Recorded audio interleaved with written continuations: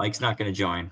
So screw him. It's going to be a Casey and Pete podcast. It's usually a very good team. Go, Kate and Pat. Let's get it. Let's go. Yeah, trendsetter. Whoa, league of my own, it don't get better. No, read what I wrote, I'm a bestseller. Yeah, reach for my goals, hit it dead center. Hit it dead center.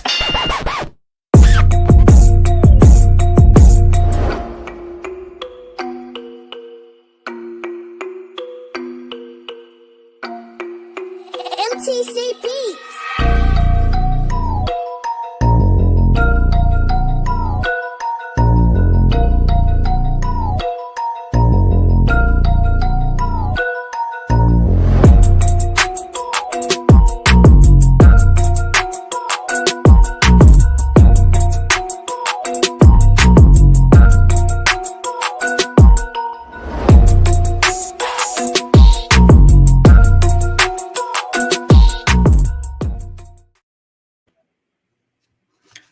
Boom! I perked up there, dude. I was sitting back, listening to the Northern, and then the thing changed. I was like, "What's going on?" Like I was like locked in, trying to read every line. That was sweet. Clearly would have pooped his pants if he saw that. No, Everyone said a new champion would be crowned because that was obviously a subtle shot. But I mean, yeah, it's called facts. Yeah. All right, we're gonna make this quick one, seat as we've already been talking for 40 minutes, waiting for Kaleli to join. Mike, do you have anything you want to say to Mike down at the Cape? No, pretender. Call for this episode and then didn't show. Hopefully his team shows this week because that'd be 0 for 2, Mike. If Andy DeVita's out there somewhere, he knows that Mike Kaleli just pulled the pink sweatpants on his entire crew. And that's an inside joke that I'm going to let you know somewhere. He's dying about it right now. But it's kind of annoying. Kid says he's going to show up, doesn't show up. Hope this isn't a sign for the Super Bowl. Do you think this is an early omen of a bad Super Bowl appearance? Maybe you got scared with King Henry's running wild last night. It just made the call early in the text chain. I don't think you've heard from Mike since. He openly said, I got it. We're here. We're going to do a podcast. And hey, we probably can't do a podcast. It's Christmas. Everyone's doing stuff. No, I'll do it Thursday, 9 o'clock. I'll be there. I knew there was going to be – I knew he was going to back out. And DeVito didn't show again. Apparently they have hockey now on Thursdays too.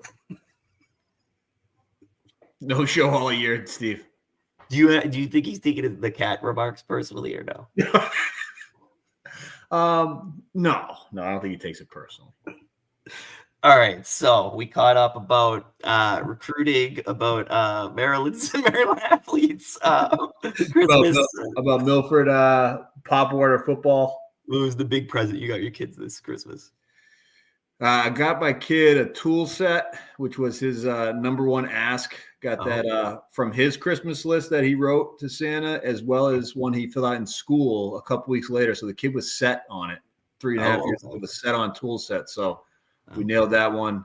Tool set. Yeah, and then we got my daughter a kitchen set that took 2 hours to assemble this morning. Did you use the tool set to assemble? No, but my kid wanted to help me, and like I have an issue. Like I don't mind putting that stuff together. Like I put enough Wayfair furniture in my day, moving around as much as I have. Like I've done. Here, coach. Like I need to be alone to do it because I do go through an airing of frustrations while I'm going through it because nothing ever goes according to plan. And I told my wife today, I was like, hey, I'm going to put it together. They want it. You just need to keep them in the other room while I do it. And he kept on coming in, wanting to help. No problem. I'll let him help me out. Like, hey, bang with your fake hammer here, do all that stuff. Once he comes in, though, here comes the princess, and she's just grabbing stuff and throwing it and just I have it like all set up so I can like go spot to spot and complete it as quick as possible. All hell raises loose. My wife's on her phone in the other room, so yelling, "Where are you?" Like I asked for one thing, so tensions are high. I can't find a couple pieces. That's amazing. That's amazing. I was on my couch all Christmas Eve and day. It was fantastic. Other than that, though, great. It was a good Christmas. It was a good Christmas. Do you want to alert people? You want to give people the inside scoop of what's going on with that facial hair? No. No. Just let our YouTube audience enjoy the All right, that might be enough to make people go to YouTube. It's in honor of Mike Colelli's crap goatee he had in high school. He's throwing a little vintage shot from the Super Bowl. All right, let's talk about last week real quickly. And really all I want to talk about is the champ being dethroned. Another year with a new title holder. How do you feel about your performance? You didn't do bad. You dropped 162. No. I guess CJ and someone said last week, he is the most consistent scoring team out there. Number one in points scored all year, but like if you're not getting above 150, you got no shot. I thought I needed 180 to win, right? I got 160, and that's with a Judy flop and a cup flop. The only roster maneuver, I didn't really have anything on my bench to make a move. The only thing that was regrettable is that I had no idea what was going on with the Cleveland quarterback situation. I was completely oblivious to it. They don't know what's going on. So when DRT or whatever his name was throwing passes and Judy put up a goose egg, I was just like, oh, I guess like that had that coming. So I'll take the 160. CJ was just better. Well, you had a good run, and first ever title defense to even make the playoffs was pretty remarkable. So all jokes aside, that was a pretty good run by you. And at the end of the day, you ran into probably one of the best teams that might be competing of all time. So 162, though, that's gotta be a rough one. That's a good. All right. And the other game, Mike's backs Lloyd. So that was that. So that was an entertaining game to follow. Was it? Oh, it came down to the end, right? Yeah, it came down, and CD put up a good fight before. If you didn't get tackled like that at the end of the first half, I think Lloyd's in the Super Bowl. CD Lamb too. We talked about that AC joint, man. You can't raise your arm. He was playing injured, and to come all the way back like that, and that would have been just Mike's luck to lose in that fashion. Yeah. He called it. He early on, guys. Did that just seal it for me? And then next thing you know, here comes Lloyd at the end. Mike counting his chickens. Right. It would have been amazing if Mike lost. Like that would have been the status quo for how it's supposed to go. Can you be impartial on this next question? Of the two losing teams, who is more likely to play in the Super Bowl next year, you or Dan Larkin? Oh, Lloyd. Really? Wow, that is very impartial. Okay. Why do you feel that? Because my team is super old. I have two quarterback options that are young, but have no idea who's actually going to. I like Herbert going into next year. I think with some weapons, he'll get back to being my guy. I have St. Brown and I have Jefferson. After that, it's, AARP across the board. Evans, Cup, whatever. So Cooper didn't play all this for me this year. It's terrible. That was pretty terrible. Definitely Lloyd. All right. Easy. Well, let's get into the championship preview. Bah, bah, bah, bah. Why not, right? We got another video? No video. So that was the only one I could squeeze out. It was a good video. Oh, thanks. All right, let's do a preview here. Speaking of a preview, here are two guys that are going to play in the Super Bowl. Number 1 seed CJ, number 2 seed Mike. Pete, give us the preview. Well, Mike, that's pretty good. It's pretty good. Who needs him? All right, I'm going to go on a little rant here. CJ, how he got here, he beat Casey last week 180 to 162. He has won 4 out of his last 5 to end the season. Kid was on a tear. 154 for points per game, the most in the league. He had the 4th easiest schedule, which happens when you're the best team all year. So that's really not really against him. Only one of my favorite things to do. He only look at their transactions. He only made 18 moves all year, which was not a lot compared to other people. Left the year with $12 in fab, and I love seeing what they spend their money on. When you look back, CJ Spade spent $32 on Gus Edwards. It was just over a week ago. The rest of his fab bids were unopposed. So he essentially spent $62, $68, whatever that is, on people where he didn't need to. So anyway, kind of interesting fab spending by CJ. I have this as his 4th Super Bowl appearance. I don't know where Christian had 1 and 2 in the text message, but maybe it was the 2001 Super Bowl that Spates lost to DeVita. I'm not 100% sure, but then there is the 2007 Super Bowl where he lost to Breen, 2012 where he won against DeVito, and 2018 where he lost against Breen. This will be Spates' first appearance in the playoffs in 3 years, and he hasn't been in the Super Bowl in quite a while. So a lot of stuff there for CJ. Let's talk about Mike Kaleli. Whoa, what the hell was that? You all right over there? No, I was checking the text. I was fact checking for you. Is there any text? No one's joining, huh? Screw it. No, I was just checking Christian's screenshot. Yeah, I don't. He says 1 and 2, but I don't know because those early Super Bowls aren't really recorded. Anyway, yeah. Mike Kaleli, how did he get here? He beat Lloyd 189 to 176 in a tight one. Mike lost 2 of his last 3 to end the season, so it was pretty bad. 146 points per game, was 3rd in the league. However, Mike Kaleli, I didn't realize this, had the easiest schedule by far in the league. Not even really particularly close compared to the next one. He had 19 moves all season, 0 fab left, which was good for him. His biggest move was Jalen McMillan. He spent $52 on Jalen McMillan 1 week, so really outspending the next closest person of $15. Super Bowl appearances for Mike. 2005, he lost to Innis. 2010, he barely won against me. In 2021, he lost to your boy Duddy again. This is his 7th straight playoff appearance, highly documented that he is on a record pace for that. The 2 against each other, I looked at their last 5 matchups. You want to take a guess of the last 5? Kaleli 3-2. Kaleli 4-1. Oh. That includes a week 5 win this year when CJ was 5-0. He beat him. CJ beat him in week 14, obviously, to end the year here. And then look at back, 2003, Mike beat him. 2023 and 2022, Mike beat him twice. So Mike has had the edge. I'm gonna throw it to you. I'm not gonna make my pick yet. What do you think? So I was looking at these rosters a lot, mostly in the last 30 seconds while you were talking. So having gone up against CJ last week, very similar start. He had Henry and Mixon early last Saturday, because they had to come back and play on Christmas Day on the Wednesday. Same thing. I remember feeling really good after that first game because Mixon threw up a flopper last week too, and then Henry went above, had a really solid game, and this week he actually went even a touch better for 30 points off the get-go. So CJ's got to feel really good coming out of the gate.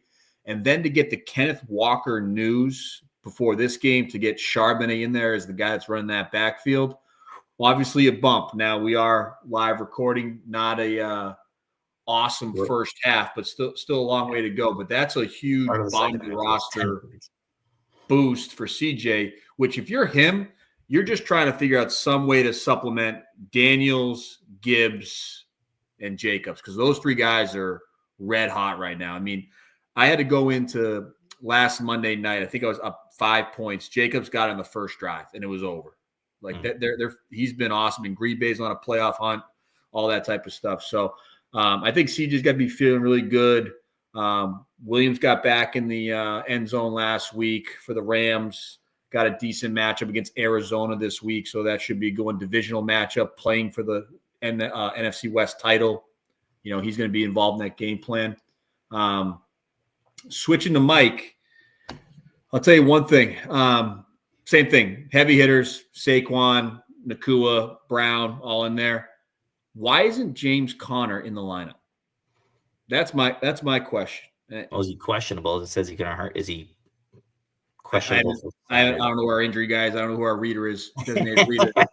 Well, it says he had an early departure, knee injury, and he's going against the Rams. Are the Rams good against the run? I don't know, but the guy's on a hot streak right now. He's had 3 straight 30-plus games. So, if he's healthy, you got to feel like he's got to be in the mix, right? Because are they still in the mix playoff-wise? Yeah, they're still in the mix, and he's had 2 straight 30-point games. Come on, you got to get this stuff right. And last week it was against Carolina, one of the worst teams in the league. I don't know. Hey, 30 points is 30 points, Pete. 30 points is 30 points. All right. So all right. Well, you know what? You know what's interesting when I look at the 2 teams, and you really start to think they both had 11 wins, same amount of wins. Hold on. Yeah, it was 25. Okay. Yeah. Well, hey, you said 330-plus weeks. I'm just saying. But still, that's pretty damn good. It wasn't like it was. We're going to talk. We're not going to be good with the weather or injuries. We got to be good with at least stats. All right. We're good at least reading. Yeah. Both teams have 11 wins. Mike has Saquon. CJ has Derrick Henry. Both score the same amount of points. Both have had pretty much the same amount of booms. Both are pretty much in the same position, up and down. It is the first time in what did we say, maybe 20 years since we've had a 1 seed versus the 2 seed. I think this is a very interesting matchup and could shift the power of the league going forward. Brian. this has been, I think what this has become the year of bucking trends, right? Uh-huh. Like everything has changed. So you think that you had anything to do with your record-breaking performance last year? I think I did. I think I popped the cherry, broke the seal, whatever you want to call it, right? 1 versus 2. Explicit. Explicit. Ready. CJ wins the regular season for the first time in franchise history. So that's what, 26 years, Pete? You win for the first time? Huge trend. Mike gets out of the first round of the playoffs. Very rarely happens. Very rarely happens, right? It happened last in 2021, though. Correct. Now we got the 1 seed versus the 2 seed. Like this year is about things happening for the first time or the first time in a while. So I think we're due for something special in this matchup. So what do you think about – so I had a prop bet for Joe Mixon, who plays on CJ's team, to win a touchdown. So obviously that didn't happen. Do you think that Charbonnet now going in – so who do you think he benched – who did he bench to play Charbonnet, or was Charbonnet in his role? Brian Robinson, who threw up a flop last week, had a fumble loss. And how do you feel about the karma? Commanders scored 1 million points last week, and he didn't have anything. How do you feel about the karma of the karma of the Kansas City game and the Pittsburgh game? Both of those guys that he benched, they both get touchdowns. I was watching. I was going, ooh, that's not very good. So just take a look at the matchup before Wednesday. Like, I don't think I would have Kelsey in my mix either. It's a short week. You don't know what's going to happen. And he hasn't been playing great. Like, it's a lot of under stuff, 5-yard reception. So I didn't have in my calculus either. I would have said Devontae Smith between the 3, and it was between Robinson, Charbonnet, and him. Like, that would have been the guy that I had in here. He never had him in the lineup. So he went right from Robinson to Charbonnet today. So how do you feel now that Charbonnet's game is about 80% over and he's got 11 points? You feel pretty confident that D Smith pick? You'd go roll with him? Yeah, man, it'd probably be the move that I would have made as well. I probably would have gone with Kelsey. I feel like he traded for Kelsey. Why not play him in all of these things? Yes, that certainly is a good point. And then when you watch the Netflix game, which, by the way, did you watch the Netflix games by any chance? I did. I watched both, yeah. Did you think it was bizarre that none of them ate the cake? I didn't watch it that closely. I didn't know there was a cake. So at the end of the game, they had MVP balls that they gave out to everybody. And in like the theme of Netflix, they were made out of cake. Like, Is It Cake? That show. And so like they would like have the cake and they'd give it to him and they'd be like, do you want to eat the cake? Here, eat it. And every player was like, no. I saw fancy robes. They had robes. Right? One of the times, like, the announcer finally ended up eating it because she was like, somebody's got to eat this cake. But yeah, they I forget where I was going with that one, but the Netflix games, yeah, I would have probably rolled with Kelsey. Oh, I was gonna say after the game, they talked so much about the records that were on the line for Kelsey, the all-time scoring for the Chiefs, the tight end stuff. I didn't know any of that stuff. That would have changed my mind. Yeah. You like those. I love the narratives, storylines that could potentially play into fantasy points somehow. Rationalize anything you do. The one thing I was looking quick, and I made sure I got it right. Charbonnet had one huge 45-point week a couple weeks ago when he was the sole backfield guy. He hasn't had anything above 15 in like the last 6 weeks. So if maybe I had him on my roster, I would look a little bit closer at that, because from the outside looking, like, I think that guy would be like, oh, he's got the backfield by himself. Let him go. Like, he's had a better year than Walker, anyways. But I don't know. This game that might be fool's gold. Yeah, I wouldn't want to be the running back right now in Chicago in 15-degree weather. It sounds terrible. That's true. I mean, all right. Yeah, let's go right to the picks. What do you got? Well, yeah, I'm going to keep rolling. I think that that the karma is real here, and when we've very rarely had a number 1 seed versus a number 2 seed. I sent all the history via text, so I apologize to our podcast listeners. God knows who listens to the podcast that isn't in the text chain. But if you look at the history, the number 2 seed historically takes down the number 1. And so I am going to roll with my man, Mike Kaleli, to the final end. And in honor of Mike Kaleli, I'm going to pick him as my upset, boom, and lock. So go ahead, Mike. Congratulations, and let's see if you could win. Read your text. So Mike Kaleli back in high school grew an awful goatee. I'm not having this goatee because of that, but in solidarity, my crappy goatee will go with the same way as my pick today. So I'm taking Mike. Bucking trends.